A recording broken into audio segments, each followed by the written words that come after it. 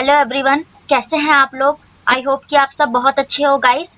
तो आज है 6 अक्टूबर और आज हम लोग 6 अक्टूबर से बनने वाले सभी करंट अफेयर्स को डिस्कस करेंगे और लास्ट में कुछ जीके स्टैटिक के क्वेश्चन डिस्कस करेंगे जो एग्जाम में पूछे जा चुके हैं या मोस्टली पूछे जाते हैं। तो चलिए स्टार्ट करते हैं आज का वीडियो।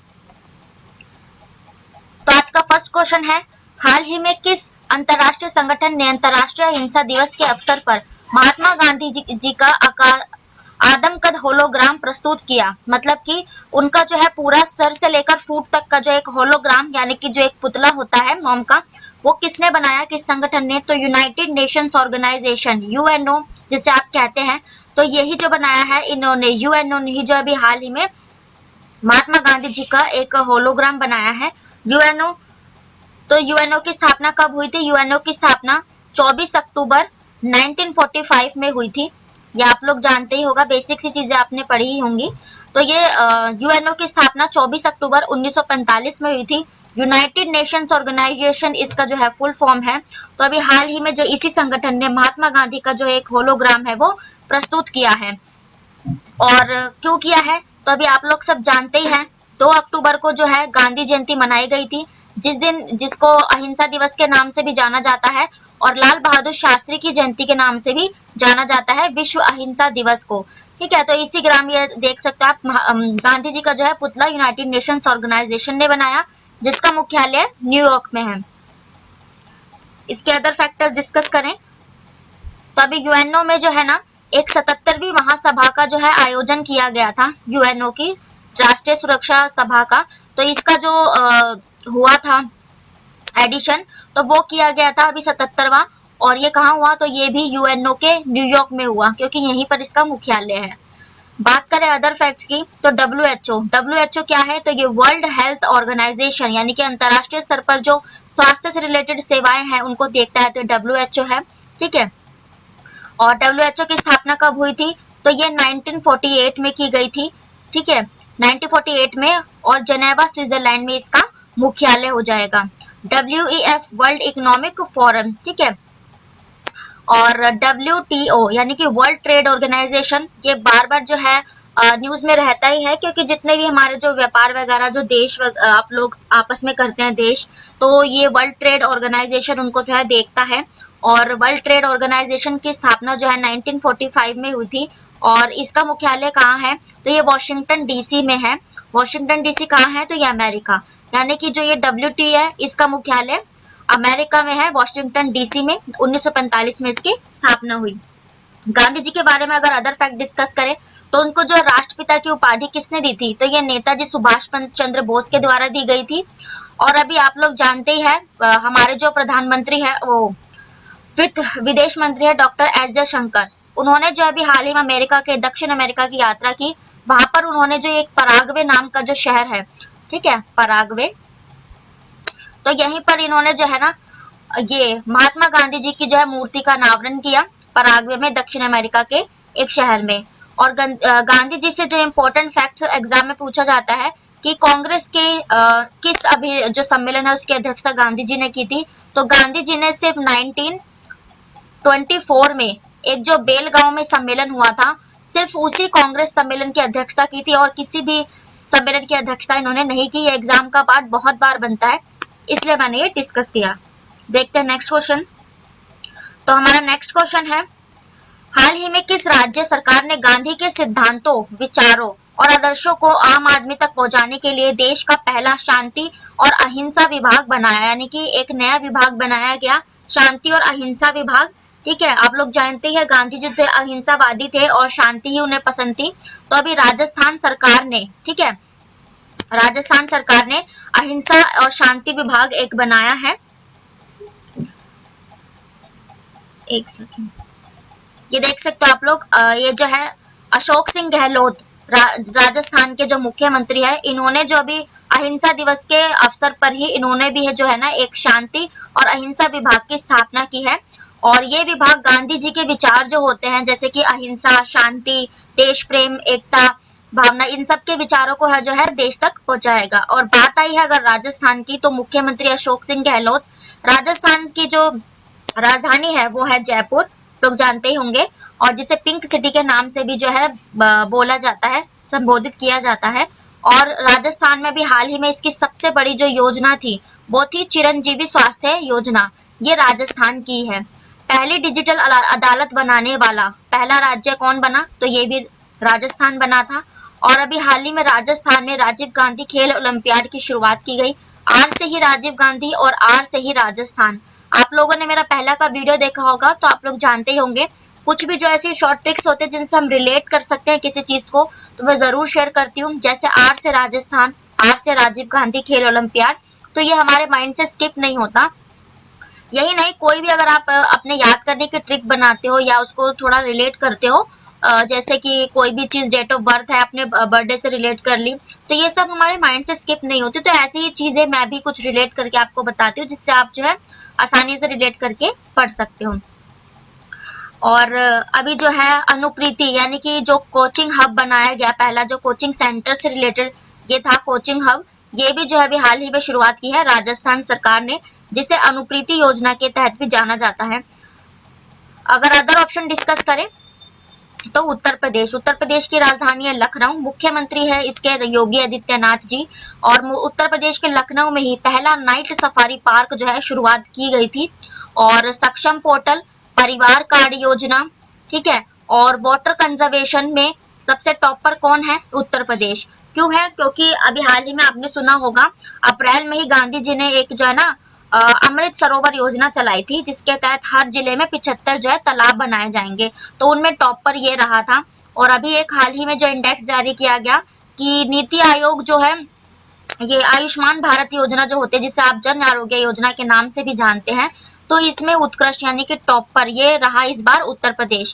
पहले ये खिताब कर्नाटक ने अपने नाम किया था आयुष्मान भारत योजना में, लेकिन अब सबसे टॉप पर राज्य उत्तर प्रदेश है। राजस्थान, तो राजस्थान से हम रिलेट कर ही सकते हैं, इसकी जो राजस्थान के मुख्यमंत्री अशोक सिंह गहलोत और राजधानी है इसकी जयपुर। बात करें आंध्र प्रदेश की, तो आंध्र प्रदेश की राजधानी है अमरावती और मुख्यमंत्री है इसके जगन मोहन रेड्डी। आंध्र प्रदेश से आप इसकी सबसे फेमस योजना अम्मा ओडी योजना, एक अम्मा ओडी योजना थी, ये किसकी थी, तो ये आंध्र प्रदेश की ही थी। अम्मा ओडी योजना ये होती है कि माँ की गोद योजना चलाई गई थी ये, तो ये महिलाओं के लिए थी, तो ये आंध्र प्रदेश ने ही चलाई थी। आंध्र प्रदेश में ही हमारा जो 25वां न्यायालय जो हाई कोर्ट है वो स्थापित किया गया अमरावती में। और टोटल अभी देश में कितने हैं, 25वां, तो ये लास्ट स्थापित यही किया गया आंध्र प्रदेश के अमरावती में। पंजाब, पंजाब की राजधानी है चंडीगढ़, जो एक केंद्र शासित प्रदेश है चंडीगढ़, तो पंजाब की वो राजधानी है। पंजाब के मुख्यमंत्री है भगवंत मान सिंह। पंजाब में आप ये रिलेट कर सकते हो, इसके एक संगरूर जिले में पहला जो है ना कंपोस्ट नेचुरल गैस तो आपने सुनी ही होगी, लेकिन एक कंपोस्ट बायोगैस प्लांट जो है ना ये स्थापित किया गया है पंजाब के संगरूर जिले में। तो देखो पंजाब लिखते हो उसमें भी बिंदु आता है और संगरूर लिखेंगे उसमें भी बिंदु आएगा, तो ये पंजाब के संगरूर जिले में सीबीजी जो है प्लांट पहला लगाया गया। और 1 MLA 1 पेंशन योजना ये चलाने वाला पहला राज्य भी पंजाब था, यानी कि एक एमएलए को एक ही बार पेंशन मिलेगी और बार बार नहीं मिलेगी, जिससे जो है करप्शन होता है। तो ये योजना भी जो है पंजाब सरकार द्वारा लाई गई थी। देखते हैं नेक्स्ट क्वेश्चन। नेक्स्ट क्वेश्चन है सशस्त्र बल विशेष शक्तियां अधिनियम अफ्स्पा हाल ही में किस राज्य के 9 जिलों में लगाया गया, तो इसका राइट आंसर हो जाएगा नागालैंड और अरुणाचल प्रदेश, दोनों ही है वैसे तो, लेकिन ज्यादातर जो है नागालैंड में लगाया गया। नागालैंड जिसकी राजधानी है कोहिमा। और ये अफ्स्पा की बात करें तो ये अफ्स्पा होता क्या है, चलिए इसके बारे में डिस्कस करते हैं। तो ये शुक्रवार को अफ्स्पा नागालैंड और अरुणाचल प्रदेश के 12 जिलों में लगाया गया। और कब कितने दिन के लिए लगाया गया, ये 6 महीनों के लिए 6 मंथ के लिए लगाया गया। ये देख सकते हैं आप, ये जो अफ्स्पा के अधिकारी होते हैं। अब अफ्स्पा क्या होता है, जो हमारे जो उत्तर पूर्वी राज्य होते हैं ना, जो उत्तर और पूर्व साइड में होते हैं, जैसे मणिपुर हो गया और ये हो गया आपका मेघालय, मिजोरम, ये उत्तर पूर्वी राज्य होते हैं जहां पर जो है ना अलगाववादी संगठन काम करता है, यानी कि जो है आतंकवाद फैलाता है। तो इन्हीं से इनको रोकने के लिए ही जो है वैसे तो पुलिस तैनात रहती है, लेकिन अफ्स्पा को ये अधिकार होता है कि आप जो है अगर आपको कोई संदिग्ध लग रहा है तो आप किसी भी घर में जाकर जो है छानबीन कर सकते हो, चाहे वैसे आपने देखा होगा अगर कोई महिला होती है तो उसके लिए महिला कांस्टेबल होती है या कुछ है, लेकिन उसका ये पूरा अधिकार होता है कि वो महिला हो घर में या कोई भी हो, लेकिन वो किसी भी घर की जांच जो है कर सकती है अगर उन्हें कोई संदिग्ध पाया जाता है। और इनको यहाँ तक का भी अधिकार होता है कि अगर कोई संदिग्ध है और वो नहीं मान रहा है तो ये उन्हें गन से भी शूट कर सकते हैं। इन्हें पूरी अथॉरिटी दी जाती है। तो यही जो है अफ्स्पा है।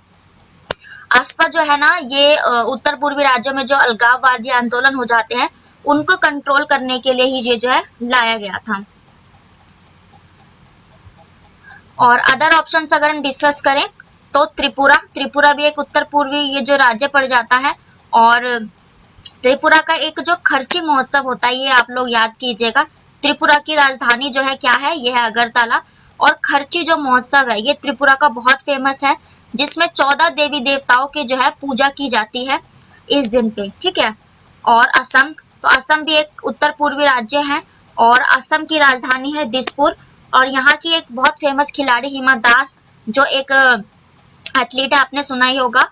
तो इनको जो है असम ने है एक जो है डीएसपी जो है बना दिया गया है इनका। और असम में हमें क्या पाए गए थे, तो असम में आप ये रिलेट कर सकते हो कि एक स्वर्णगिरी योजना, ये गोल्ड से रिलेटेड है। ये जो बुनकर होते हैं ना, जो राज्य में बुनकर जो काम करते हैं, तो स्वर्णगिरी योजना असम की बुनकरों के लिए ही लाई गई थी। अरुणाचल प्रदेश, तो अरुणाचल प्रदेश की जो ये राजधानी है वो है ईटानगर। और अरुणाचल प्रदेश में ना एक सबसे फेमस योजना है, इसकी अभी हाल ही में आई थी, मेडिसिन फ्रॉम द स्काई। इसका क्या मतलब है, मेडिसिन फ्रॉम द स्काई मतलब कि आसमान से, यानी कि जो ड्रोन के जरिए इन्होंने जो है घर घर तक दवाइयां पहुंचाई थी। तो ऐसा करने वाला पहला राज्य अरुणाचल प्रदेश बन गया था, मेडिसिन फ्रॉम द स्काई। इस क्वेश्चन से इतना ही, देखते हैं नेक्स्ट क्वेश्चन। नेक्स्ट क्वेश्चन है, हाल ही में भारत और अमेरिका ने किस वर्ष तक 100% जीरो उत्सर्जन वाहन लक्ष्य प्राप्त करने के लिए समझौता किया। जीरो उत्सर्जन मतलब कि जो हम लोग गैस होती हैं जैसे कि सीएनजी, पेट्रोल, ये सब से चलता है, तो अब ये सब ना चलाकर हम जो है ना पूरी तरह से वाहनों को इलेक्ट्रिक करेंगे। तो ये जो रखा है इन्होंने, ये रखा है 2035 तक ये लक्ष्य रखा गया है। और 100% जीरो एमिशन का क्या मतलब होता है, तो यही है कि भारत जो है ना अभी ग्रीनरी को प्रमोट करने के लिए एक ना COP26 सम्मेलन हुआ था। ये कहाँ हुआ था, ये जो है स्कॉटलैंड में हुआ था। देखो 26 में भी आप स बोलते हो, स्कॉटलैंड में भी, ऐसे साउंड भी आप रिलेट कर सकते हो। तो COP26 सम्मेलन हुआ था जिसमें सभी देशों ने जो है ना कार्बन उत्सर्जन को कम करने के लिए लक्ष्य रखे थे। तो भारत ने ये लक्ष्य रखा कि 2070 तक जो है ना हम कार्बन उत्सर्जन मुक्त हो जाएंगे। तो इसी लक्ष्य को प्राप्त करने के लिए बहुत सारी योजनाएं जो है चलाई जा रही है। उसी में से एक जो है समझौता भारत ने किया है कि जो है ये, एक सेकंड, ये एक इमेज दूसरी है, जो ये कनाडा जो है ये अमेरिका का ही देश है। तो ये 100% जो उत्सर्जन है ये 2035 तक ये लाया जाएगा। पहले इसकी जो टारगेट रखा था 2040, लेकिन अब 2035, यानी कि फ्यूल पर हम अपनी जो निर्भरता है वो कम करेंगे और जो इलेक्ट्रिक वाहनों को है प्रमोट ज्यादा करेंगे। तो यही किया गया था, इसीलिए ये जो है अभी लाया गया ये बिल।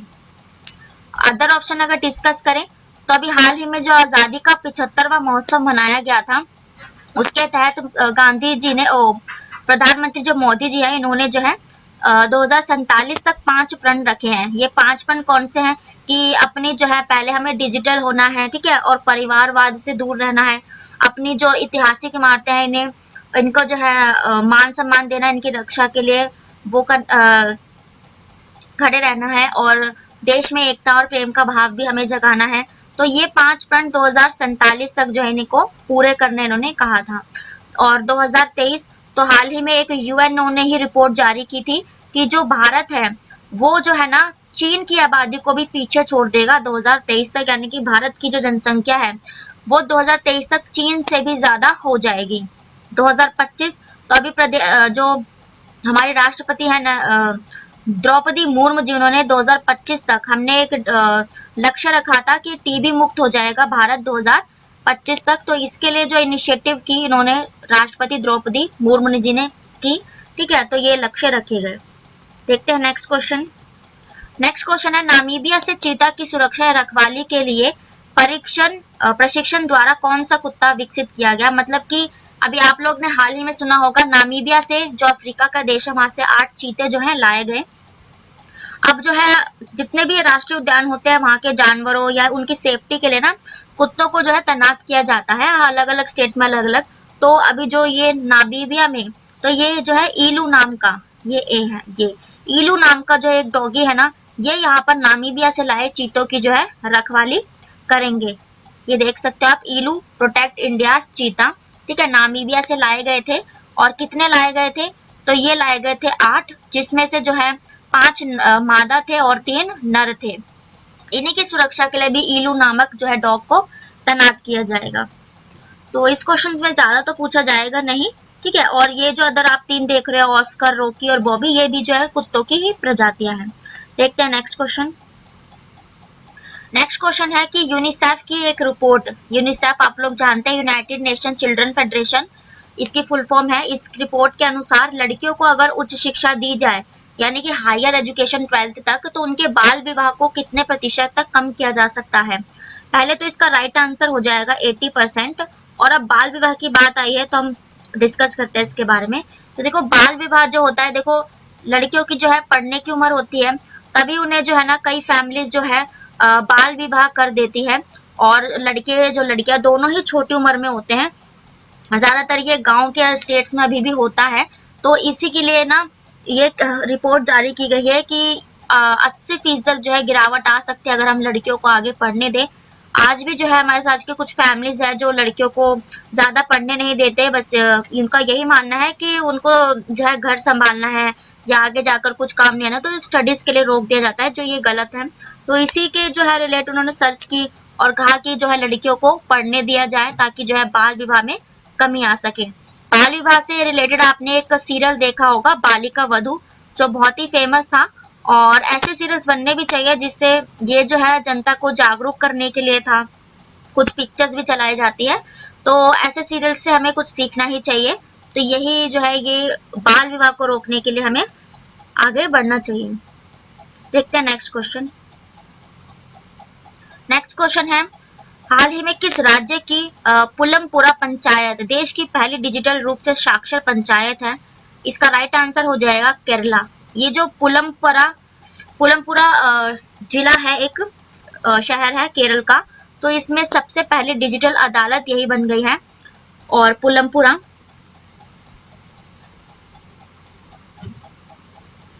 ये देख सकते हो, पुलमपुरा बना देश का पूर्ण डिजिटल साक्षर जिला। और अब बात आई है डिजिटल की, तो केरला जो है ना इंटरनेट के मामले में और साक्षरता के मामले में ही जो ये केरल टॉप पर चलता ही है। इसीलिए अब जो है एक पूर्ण डिजिटल पंचायत वाला पहला राज्य ये केरल ही बन गया है। और केरल की अगर बात करें तो केरल के मुख्यमंत्री है पिन्नई विजयन। केरल की राजधानी है तिरुवनंतपुरम। केरल से आप ये रिलेट कर सकते हो कि अभी हाल ही में आंगनवाड़ी वाले के बच्चों को, आंगनवाड़ी में जो बच्चे जाते हैं उनके लिए दूध और अंडा प्रोवाइड करने वाला पहला राज्य केरल बना, ठीक है। और केरल जो है नीति आयोग ने एक सस्टेनेबिलिटी रिपोर्ट जारी की थी, स्थिरता सूचकांक, उसमें भी केरल टॉप पर था। और केरल जो है ज्यादातर शिक्षा के मामले में आगे ही रहता है, ठीक है। और बात करें हिमाचल प्रदेश की, हिमाचल प्रदेश की राजधानी है शिमला। और हिमाचल प्रदेश में आप ये रिलेट कर सकते हो कि जो जिप्सम के विशालतम भंडार पाए गए थे वो हिमाचल प्रदेश में ही पाए गए। हिमाचल प्रदेश में ही जो है मुख्य सचिवों की बैठक का आयोजन किया गया था। अब ये मुख्य सचिव क्या होते हैं? तो यानी कि जो केंद्र से जाएंगे, प्रधानमंत्री यानी कि मोदी जी गए थे, और आईएएस स्तर के जो अधिकारी होते हैं राज्य से, उनकी मीटिंग हुई थी और केंद्र और राज्य के बीच संबंध अच्छे स्थापित करने के लिए। तो ये हिमाचल प्रदेश के शिमला और उसके एक धर्मशाला जिले में की गई थी। और तेलंगाना, तो तेलंगाना की राजधानी है हैदराबाद, जहां पर जो है चार मीनार भी है। तेलंगाना जो है, यहाँ पर जो है एक हैदराबाद में 2023 में फॉर्मूला 1 रेस जो है आयोजित की जाएगी, ठीक है। ये पहली बार भारत जो है होस्ट करने जा रहा है फॉर्मूला 1 रेस। ये एक कार रेसिंग होती है, ठीक है। गुजरात, तो गुजरात का जो है मुख्यमंत्री भूपेंद्र पटेल, और गुजरात में ही हाल ही में नरेंद्र मोदी जी ने अटल ब्रिज का निर्माण यानी कि उद्घाटन जो है अहमदाबाद में किया गया। तो देखो, ए से अटल ब्रिज और ए से ही जो है अहमदाबाद, जो साबरमती नदी के किनारे बसा है, वहां पर किया। और इससे आप ये रिलेट कर सकते हो बालिका पंचायत, खेल मंत्री, शिक्षा मंत्री, इन सब की बैठक जो हुई ये गुजरात में ही हुई। गुजरात जो है गुड गवर्नेंस इंडेक्स में टॉप पर रहा बड़े राज्यों में। छोटे राज्यों में गोवा टॉप पर था। तो देखो जी से गुड गवर्नेंस, जी से गोवा और जी से ही गुजरात। इजीली रिलेट करके पढ़ सकते हो ताकि आपको जो है स्किप ना हो माइंड से। क्वेश्चन से इतना ही। देखते हैं नेक्स्ट क्वेश्चन। नेक्स्ट क्वेश्चन है, हाल ही में किस राज्य सरकार ने विजिट एपी लॉन्च किया है? अब ये विजिट एपी क्या है? तो विजिट एपी का मतलब है आंध्र प्रदेश। आंध्र प्रदेश ने अभी अपने टूरिज्म यानी कि बाहर से जो है इसका टूरिज्म पर्यटन करने आए लोग, इसके लिए विजिट एपी जो है कैंपेन चलाया है। और एपी मतलब आंध्र और प्रदेश, तो ये आंध्र प्रदेश ने भी अपनी हाल ही में चलाया है एपी ट्रैवल गाइड, ठीक है, अपने टूरिज्म को बढ़ावा देने के लिए। कोविड के बाद से यहाँ जो है टूरिज्म गिरने लगा है और अभी टूरिज्म को जो है ना झारखंड ने भी बढ़ावा देने के लिए योजना चलाई थी, ठीक है, और फिर नेपाल ने भी अपने टूरिज्म को बढ़ाने के लिए योजना चलाई थी और अब आंध्र प्रदेश ने चलाई है। आंध्र प्रदेश की बात हमने कर चुके हैं कि इसके जो मुख्यमंत्री जगन मोहन रेड्डी, राजधानी है अमरावती, अम्मा बोडी इसकी योजना है। असम भी डिस्कस कर चुके हैं, तो हम अंडमान निकोबार डिस्कस करेंगे। तो देखो अंडमान निकोबार सबसे बड़ा केंद्र शासित प्रदेश है और अंडमान निकोबार की जो अदालत है वो कहाँ लगती है? तो ये कोलकाता पश्चिम बंगाल में इसका जो हाई कोर्ट है। इस क्वेश्चन से इतना ही। देखते हैं नेक्स्ट क्वेश्चन। नेक्स्ट क्वेश्चन है, हाल ही में देश की पहली इलेक्ट्रिक हैचबैक कार किसके द्वारा लॉन्च की गई? तो इसका राइट आंसर हो जाएगा टाटा। टाटा मोटर्स जो आपने कंपनी सुनी ही होगी, तो देश की जो पहली हैचबैक जो ये कार लॉन्च की गई, ये टाटा ग्रुप्स के द्वारा ही जो है लॉन्च की गई है। देख सकते हो Tata and it's hatchback through the year. जो ये हैचबैक है ये लाया है टाटा। टाटा जो है एक इंडियन कंपनी है ना, जिसके जो मालिक है टाटा कंपनी के जो संस्थापक थे जमशेदजी टाटा थे, है ना। और बात करें फोर्ड, तो फोर्ड कंपनी ये अमेरिका की है और बीते सालों में कोविड के बाद इसके जो है ना ग्राहक घटने लगे, तो इसने जो है ये अब कंपनी इंडिया से इसने हटा ली है। एग्जाम में पूछा जा चुका है कि ये जो टोयोटा कंपनी है ये कहाँ की है, इसलिए मैं आपको ये बता रही हूँ कि पता होना चाहिए कि ये कौन सी कंपनी कहाँ की। ह्युंडई जो है वो दक्षिणी कोरिया यानी कि साउथ कोरिया की एक कंपनी है ह्युंडई, ठीक है। टोयोटा टोयोटा जो है आपको नाम से भी पता चल रहा होगा, ये एक जापानीज कंपनी है, ठीक है। और कैसे रिलेट करोगे, देखो जापान की राजधानी है टोक्यो और टी से टोयोटा, ठीक है। नेक्स्ट क्वेश्चन है, हाल ही में किस देश के साथ भारत ने ब्रह्मोस सुपरसोनिक क्रूज मिसाइल बेचने के लिए पहले समझौते पर हस्ताक्षर किए? इसका राइट आंसर हो जाएगा फिलीपींस, यानी कि जो फिलीपींस है, ठीक है, जिसकी राजधानी क्या है? मनीला, ठीक है। तो यहाँ पर जो है अभी भारत ने ब्रह्मोस सुपरसोनिक मिसाइल के लिए समझौता किया है, देख सकते हो आप, मोदी जी ने किया है। और बात आई है ब्रह्मोस मिसाइल की, तो आप हम जो है इससे रिलेट करेंगे। पहले तो ब्रह्मोस को सुपरसोनिक क्यों कहते हैं? क्योंकि सुपरसोनिक यानी कि सोनिक क्या होता है, यानी कि साउंड, यानी कि इसकी जो गति होती है ना ये हवा के भी मतलब जो सुनने की जो क्षमता होती है उससे भी तेज होती है, इसीलिए इसे कहा जाता है। और ब्रह्मोस इसका नाम क्यों पड़ा? तो देखो भारत की जो ब्रह्मपुत्र नदी है और रूस की जो राजधानी है वो है मॉस्को, तो इन्हीं को मिलाकर ब्रह्मोस मिसाइल इसका नाम जो है ये रखा गया था। और क्रूज मिसाइल क्यों कहते हैं? तो क्रूज मिसाइल इसलिए कहते हैं क्योंकि ये ज्यादा ऊंचाई तक जो है नहीं उड़ सकती, ये बहुत थोड़ी सी कम ऊंचाई पर उड़ती है, ठीक है। इसे रूस और भारत ने संयुक्त रूप से मिलकर बनाया था और इसके लिए इनके साथ समझौता ब्रह्मोस को लेकर 1998 में हुआ, ठीक है, भारत और साथ के साथ। और भारत की सेना को अपनी पहली मिसाइल ब्रह्मोस 2007 में मिली थी, ठीक है, और 68,000 करोड़ रुपए। और इसके जो है नए नए एडिशन आते रहते हैं हालांकि ब्रह्मोस मिसाइल के, पर भारत को जो है 2007 में अपनी पहली ब्रह्मोस मिसाइल मिली थी। और ब्रह्मोस मिसाइल की जरूरत कब पड़ी? तो आप लोग सब जानते ही हैं, 1999 में, एक 26 जुलाई 1999 में कारगिल वर्ल्ड वॉर हुआ, तो उसमें जो है ये देखा गया कि जो है हमें ऐसी मिसाइल्स की जरूरत है। क्यों है? तो ये देखो जैसे ये पहाड़ है और यहाँ पर जो है इंडियन नेवी है, दुश्मन यहाँ से प्रहार कर रहा है, तो ये जो ब्रह्मोस मिसाइल होती है ना ये अपने आप ना कन्वर्टेबल होती है। ये इस सिद्धांत पे कार्य करती है कि दाग दो और भूल जाओ, मतलब कि ये अपना रास्ता खुद चेंज कर लेते हैं, यानी कि पहाड़ से ऐसे ऐसे खुद से ये जो है ना मुड़ जाएगी, और इसमें जो हम इंडिकेट कर देते हैं तो ये अपना अपना रास्ता मोड़ लेती है, इसलिए इसे जो है क्रूज मिसाइल सुपरसोनिक कहा जाता है। ये अपना जो है रास्ता मोड़ सकती है। देखते हैं नेक्स्ट क्वेश्चन। तो ये थे आपके कुछ डेली करंट अफेयर्स, और अब हम डिस्कस करेंगे 10 इंपॉर्टेंट जीके के क्वेश्चंस, ये भी ऑल कॉम्पिटिटिव एग्जाम्स के लिए हैं। तो देखते हैं हमारा फर्स्ट क्वेश्चन। फर्स्ट क्वेश्चन है, बलदेव अंतरिम सरकार के सदस्य थे, ठीक है क्या स्वतंत्रता की पहली सरकार के प्रमुख थे, मतलब कि ये जो अंतरिम सरकार थी बलदेव सिंह किस फील्ड से रिलेटेड थे, किस सरकार के प्रमुख थे। तो इसका राइट आंसर हो जाएगा डिफेंस, यानी कि रक्षा, यानी कि जो रक्षा मंत्रालय था वो बलदेव सिंह के पास था। कैसे रिलेट करोगे, देखो रक्षा में बल की जरूरत होती है हमें, है ना, तो बलदेव से ही आप रक्षा रिलेट कर सकते हो इजीली। इंपॉर्टेंट क्वेश्चन है, क्यों, क्योंकि ये पूछे जा चुके हैं। देखते हैं नेक्स्ट क्वेश्चन। नेक्स्ट क्वेश्चन है, थार रेगिस्तान से कौन सी नदी बहती है। थार रेगिस्तान आपने सुना ही होगा, राजस्थान में जो रेत होती है उन्हें थार कह दिया जाता है। तो इसका राइट आंसर हो जाएगा लूनी। लूनी क्यों कहते हैं, क्योंकि ये जो है ना रेगिस्तान में ही दिखती है और वहीं लुप्त हो जाती है, तो ये लुप्त के लिए लू लगाया जाता है, लूनी नदी, और ये रेगिस्तान में ही लुप्त हो जाती है, ये रेगिस्तान में बहती है। ताप्ती नदी जिसके किनारे सूरत बसा हुआ है, गुजरात का एक शहर, ये जो है नर्मदा नदी की सबसे बड़ी सहायक नदी है। ब्रह्मपुत्र भारत की सबसे चौड़ी नदियों में से गिनी जाती है, और नर्मदा नदी ये भारत की 5वीं सबसे बेस्ट नदियों में गिनी जाती है, और इसकी सबसे बड़ी सहायक नदी ताप्ती नदी है, और ये पश्चिम से पूर्व की ओर बहती है, यानी कि अरब सागर से बंगाल की खाड़ी, आपने मैप में ये देखा होगा, यहाँ पे अरब सागर है और यहाँ पे बंगाल की खाड़ी है, तो ये पश्चिम से पूर्व की ओर बहने वाली नदी है, ठीक है। देखते हैं नेक्स्ट क्वेश्चन। नेक्स्ट क्वेश्चन है, भारत के संविधान में पंचायत राज प्रणाली को किस वर्ष शुरू किया गया।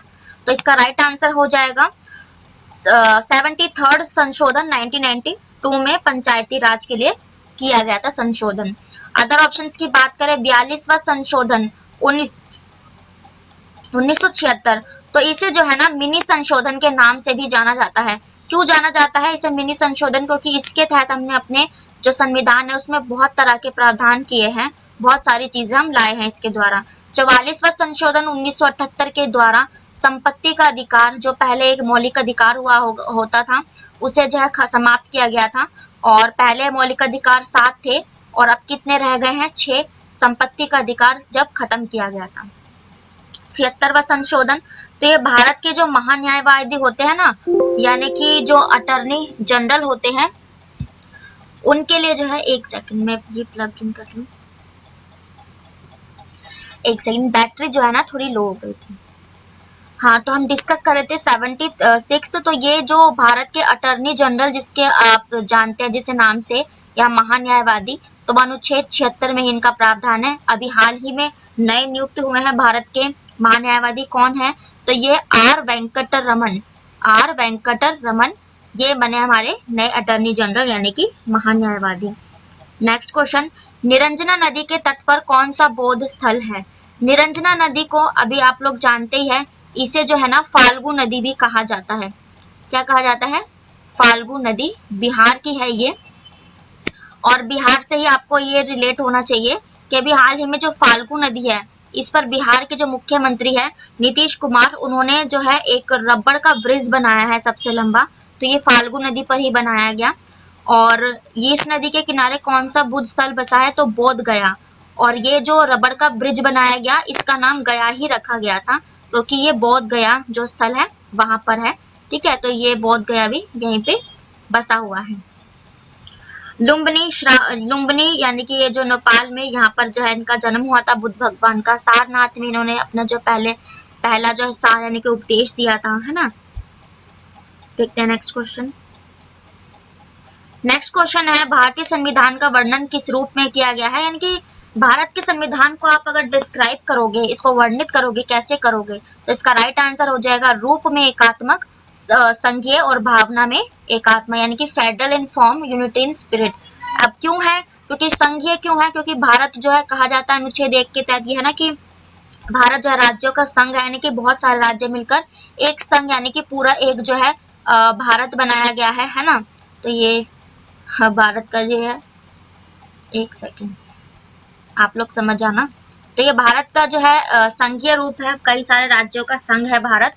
और भावना में एकात्मक क्यों, क्योंकि यहाँ पर एकल नागरिकता का प्रावधान है। एकल नागरिकता हमने कहाँ से ली, तो ये ब्रिटेन की संसद से ली। नेक्स्ट क्वेश्चन है, त्याग भारत के राष्ट्रपति अपना कार्यकाल पूरा होने पर अपना त्याग पत्र किसे देते हैं, किसे सौंपते हैं, तो इसका राइट आंसर हो जाएगा उपराष्ट्रपति।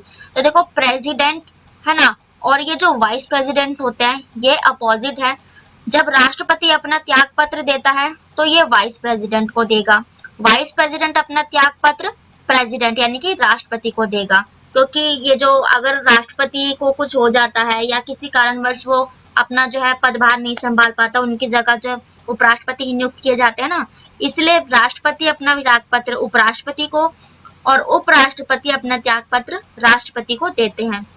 इन्हें शपथ कौन दिलाते हैं राष्ट्रपति को, तो ये भारत के मुख्य न्यायाधीश, अभी हाल ही में जो द्रौपदी मुर्मू जी बनी उन्हें आपने देखा होगा, हमारे जो चीफ जस्टिस बने हैं अभी जो 49वें यूयू ललित के बाद जो है ये 49वें जो बने थे, उन्होंने जो है इनको शपथ दिलाई थी।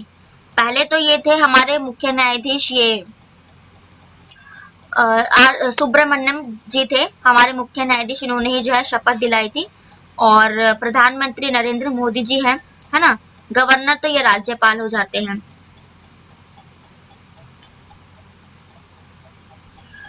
भारत राज्यों में धन विधेयक होने का निर्णय कौन करता है।